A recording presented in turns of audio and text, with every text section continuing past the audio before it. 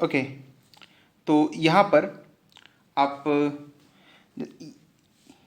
इस charge distribution की वजह से हमें पी पॉइंट पर नेट फोर्स निकालना है इस 1 कूलम पर। ओके, अगर आप यहाँ पर ये करते हैं कि हम एज्यूम कर लें कि सारा चार्ज एक पॉइंट पर कंसंट्रेटेड है, let's say at the centre of the charge, और उसकी वजह से पी पॉइंट पर हम फोर्स निकाल लें। और अच्छा, ये charge distribution linear charge distribution, अच्छा मैं अभी आपको बताऊंगा कि 3 तरह चार्ज डिस्ट्रीब्यूशन होते हैं। लीनियर चार्ज डिस्ट्रीब्यूशन का मतलब होता है कि जो चार्ज है वो एक लेंथ में फैला हुआ है। ये लेमडा है कूलाम पर मीटर, इसकी यूनिट क्वेश्चन में दी रहेगी। लेमडा कूलाम पर मीटर, मतलब कि अगर ये लिखा है लेमडा तो एक कॉन्स्टेंट, मतलब एक वेरिएबल है यहाँ पर, एक मतलब एक सिंबल है जो रिप्रेजेंट कर रहा है कि कितना चार्ज, कितने कुछ चार्जेस कितने मीटर में फैले हुए हैं। मान लीजिए लेमडा है आपका 10 कूलाम पर मीटर, मतलब 1 मीटर में 10 कूलाम है, 2 मीटर में 20 कूलाम, 4 मीटर में 40 कूलाम। तो लेमडा कूलाम पर मीटर ये बता रहा है कितने मीटर में कितने कूलाम चार्जेस हैं। अच्छा, और अगर ये मान लीजिए लेमडा कूलाम पर मीटर स्क्वायर होता तो इसे कहते हैं एरियल चार्ज डिस्ट्रीब्यूशन, मतलब कितने मीटर स्क्वायर में कितना चार्ज फैला हुआ है। मतलब अगर चार्ज लाइन में फैले तो लीनियर कहते हैं, अगर एरिया में फैला तो एरियल कहते हैं, अगर एक वॉल्यूम में फैला हो मतलब तीनों डायमेंशन एक्स वाई जेड तीनों में, तो उसे वॉल्यूमेट्रिक चार्ज डिस्ट्रीब्यूशन कहते हैं। ये चार्ज डिस्ट्रीब्यूशन होते हैं बेसिकली। और पॉइंट चार्ज और समझते हैं, मतलब एक पॉइंट पे है, simple just like 1 coulomb. Okay, अगर आप ये मतलब यहाँ पे अगर आप आंसर करते हैं कि सारे चार्जेस को सेंटर पे मान लिया जाए, और सेंटर ये दूरी होगी हमारी, this will B L/2, and this charge, चूंकि लेमडा कूलम पर मीटर है और टोटल लेंथ कितनी है रॉड की, L, ये लेंथ हमें दी हुई है स्मॉल l, तो टोटल चार्ज कितना होगा लेमडा इंटू एल। और यहाँ से अब हम ये दूरी हमारी A हुई P तक, तो इस पे जो नेट फोर्स आएगा F net equal to, F net will be equal to K 1/4/0 Q1 into Q2, ये तो 1 ही है, और ये है lambda L, so lambda L into 1 upon दूरी कितनी A प्लस L/2 का स्क्वायर। अगर आप ये आंसर कहते हैं तो मैं बता दूं ये आंसर गलत है, ऑब्वियसली ये आंसर गलत है।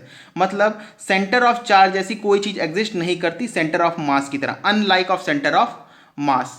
ओके, तो यहां पर हमें एक और तरीका सोचना होगा कि हम इसे कैसे सॉल्व करें। तो हम क्या करते हैं, अच्छा, तो चूंकि हम पूरे चार्ज को एक सेंटर मान नहीं मान सकते, वो हमारा आंसर गलत आएगा। तो हमें इसके मतलब एक काम एक स्टूडेंट ये कर सकता है कि इसके बहुत सारे टुकड़े कर ले। लेट से किसी ने इसके 10 टुकड़े किए, 10 टुकड़े किए, एक किया, मतलब ये था मान लीजिए आपका था 10 सेंटीमीटर का, और एक एक सेंटीमीटर के उसने 10 टुकड़े कर लिए। एल हमारा था 10 सेंटीमीटर, और 1 सेंटीमीटर के उसने 10 टुकड़े कर लिए, और 10 की वजह से इस 1 कूलम पे फोर्स दिखा दिया, राइट, और सबको ऐड कर लिया, 10 टाइम्स से ऐड करना होगा। तो उसका जो आंसर आएगा वो इस आंसर से ज़्यादा एक्यूरेट होगा। ये आंसर गलत है, वो उसमें भी एरर होगा, लेकिन इससे वो ज़्यादा एक्यूरेट होगा। अच्छा, एक्यूरेसी को बढ़ाने का और तक क्या तरीका है, तरीका ये कि इसके टुकड़े और बढ़ा दिए जाएं, मतलब इसके 100 टुकड़े किए जाएं। मतलब कि 10 सेंटीमीटर का था और 100 टुकड़े, मतलब कि 0.1 सेंट, मतलब 1 मिलीमीटर। तो इसके 1 मिलीमीटर टुकड़े कर लिए, 100 टुकड़े कर लिए। 100 टुकड़ों पे जो चार्जेस आया उसकी वजह से 1 कूलम पे फोर्स दिखा दिया, राइट, और 100 को ऐड कर 100 टाइम्स हमें एडिशन करना होगा, ऐड कर लिया। वो जो आंसर आएगा वो 10 टाइम से भी ज़्यादा एक्यूरेट होगा, इससे तक ज़्यादा एक्यूरेट होगा, 10 टाइम से भी ज़्यादा, 10 जो 10 टुकड़े किए थे उससे भी ज़्यादा एक्यूरेट होगा। ओके, फिर किसी ने इसके 1 लाख टुकड़े कर लिए, 1 लाख, और 1 लाख सारे चार्जेस पे इस पे निकाला, हालांकि उसमें बहुत समय लगेगा, लेकिन 1 कूलम पे फोर्स निकाला और 1 लाख टाइम्स ऐड किया, तो उसका जो आंसर आएगा वो 100 टाइम जो टुकड़े किए थे उससे भी ज़्यादा एक्यूरेट आएगा। मतलब हम इस पे जितने ज़्यादा टुकड़े करेंगे हमारा आंसर उतना ही ज़्यादा एक्यूरेट आएगा। अच्छा, 100% एक्यूरेसी के लिए क्या करना होगा, 100% एक्यूरेसी के लिए हमें इसके इनफाइनाइट टुकड़े करने होंगे, और उसको करने के लिए हमारे पास एक टूल है जिसे कहते हैं इंटीग्रेशन, जिसे कहते हैं इंटीग्रेशन, स्मॉल यूनिट्स मान के इंटीग्रेट, और हम वही करेंगे। ओके, तो यहां पर अगर आप ध्यान दें तो यहां पे हम क्या करेंगे, इस रॉड पर, इस रॉड पर जो कि P पॉइंट से A दूरी पर है, यहां पर एक हम लेंगे X, मतलब P से X दूरी पर एक स्मॉल पोर्शन लेंगे इसका, जिसे कहेंगे स्मॉल एलिमेंट, और इसका लेंथ होगा dx, and we will assume that dx is tends to zero, मतलब dx इतना स्मॉल है कि वो एकदम जीरो जैसा है, मतलब बहुत छोटा है, सो डैट कि dx जब जीरो होगा तभी इसके टुकड़े जो होंगे वो इन्फाइनाइट हो सकते हैं, क्योंकि मतलब जब इसके इन्फाइनाइट टुकड़े करेंगे तो एक यूनिट होगा या जो एक टुकड़ा होगा उसकी लेंथ कितनी होगी, जीरो ऑब्वियसली। तो मतलब dx टेंस टू जीरो मतलब इसके जो हमने टुकड़े किए वो इन्फाइनाइट किए हैं। ओके, इस स्मॉल पार्ट में चार्ज कितना होगा, लेमडा इंटू डी एक्स, क्योंकि लेमडा इंटू एल है और इसकी लेंथ कितनी है, ये जो लेंथ है ये डी एक्स हमने माना है, तो ये डी एक्स है तो इस पर चार्ज कितना होगा, D x lambda into D x. इस लेमडा इंटू डी एक्स की वजह से इस पी पर फोर्स कितना आएगा, और चूंकि वो एक स्मॉल फोर्स होगा इसलिए मैं उसे रिप्रेजेंट करूंगा डी एफ। अच्छा डी एफ, अब आप वेक्टर भी पुट कर सकते हैं क्योंकि राइट साइड हम डायरेक्शन तो दिखा ही चुके हैं, D F, and this will be equal to K 1/4 not, that is, अच्छा मैं कहीं लिखा नहीं, अच्छा ठीक है आप कहीं लिख लीजिएगा, k is equal to 1/4 epsilon naught solution. Okay, k is 1/4 epsilon naught, so D F is equal to K lambda into D X upon lambda into D X upon distance is X square. Okay, so I hope आपको clear होगा कि ये जो distance यहाँ से कितनी थी, x हमने माना था, और ये जिसका लेंथ था dx और उस पर चार्ज था लेमडा इंटू डी एक्स, तो k lambda into D X upon X square.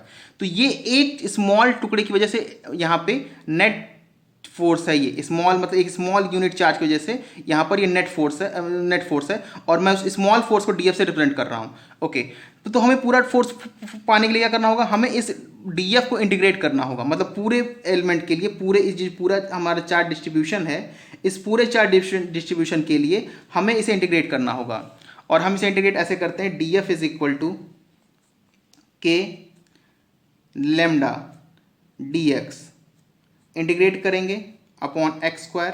अच्छा, x की वैल्यू df जो होगा हमारा वो 0 से लेकर f तक इंटीग्रेट होगा।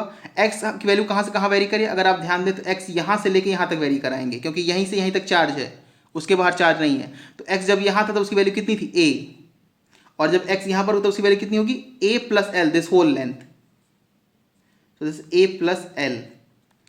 ओके, आई होप आपको थोड़ा बहुत आइडिया क्लियर होगा कि 1/x स्क्वायर का इंटीग्रेशन कितना होता है। ये डी एफ का इंटीग्रेशन तो f आएगा, के लेमडा तो कॉन्स्टेंट बाहर निकल जाएगा, 1/x square D X from a to a plus L. Okay, so this is equal to f के लेमडा 1/x स्क्वायर का इंटीग्रेशन होता है -1/x, and limits are from a, this is a up to a plus L. I hope this will be clear. तो बस हमें limit put करना है, इस सॉल्व करते हैं, final limit minus initial limit, तो f is equal to K lambda 1 minus a plus L, पहले फाइनल लिमिट रखेंगे फिर इनिशियल लिमिट, -1 बाई ये माइनस में मतलब माइनस जो होता है final limit minus initial limit, तो इनिशियल लिमिट होगा अपॉन 1/a, क्योंकि अंदर एक माइनस पहले से है। अब इसे सॉल्व करेंगे तो ये होगा f is equal to K lambda in bracket 1/a minus 1/a plus L. Obviously अगर आप ध्यान दें तो ये जो आंसर है इस आंसर के इक्वल नहीं है, और यही आंसर सही है। ओके, सो ये तरीका होता है अगर आपको कोई एक ऐसा चार्ज दिया हो जो कि पॉइंट चार्ज ना हो, और हमारा कूलम्ब्स लॉ पॉइंट चार्ज के लिए वैलिड था, तो हमें एज्यूम करना पड़ता है, उसे बहुत छोटे स्मॉल टुकड़े में तोड़ना पड़ता है, और तो हम उसे क्या करते हैं, इनफाइनटली स्मॉल टुकड़े में तोड़ते हैं, डी जीरो, उस पर एक डिस्टेंस लेते हैं और उसे एक मतलब एक स्मॉल एलिमेंट एज्यूम करते हैं, उसके से स्मॉल फोर्स दिखाते हैं, फिर उस फोर्स को पूरे डिस्ट्रीब्यूशन के लिए इंटीग्रेट कर लेते हैं, सिंपल। अच्छा, ये इस क्वेश्चन को लेकर मतलब मैं आपको ये समझा सकूं कि ये जो टाइप है ये सबसे इंपॉर्टेंट टाइप है, ये क्वेश्चन का एक टाइप है। आप इरिडो अगर देखेंगे या फिर आप एससी वर्ग के अच्छे क्वेश्चन या इवन एनसीईआरटी के अच्छे क्वेश्चन अगर आप देखें तो आपको ऐसे टाइप के क्वेश्चन बहुत ज़्यादा मिलेंगे, और ये बहुत इंपॉर्टेंट भी है। यही सबसे टफ पार्ट होता है पूरे फिजिक्स में, क्योंकि इसमें कैलकुलस का यूज़ होता है। ओके, आई होप आपको समझ में आया होगा। अगर आपको कोई भी डाउट है तो आप कमेंट सेक्शन में पूछ सकते हैं। नाउ